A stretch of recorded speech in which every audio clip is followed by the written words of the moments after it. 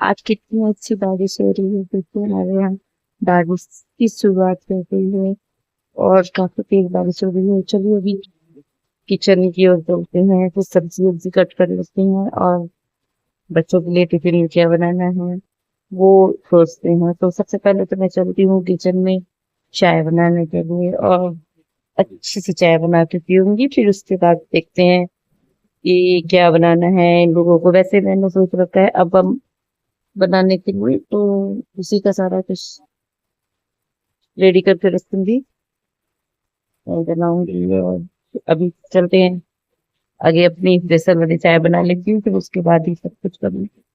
तो चलिए चलते हैं चाय बनाने।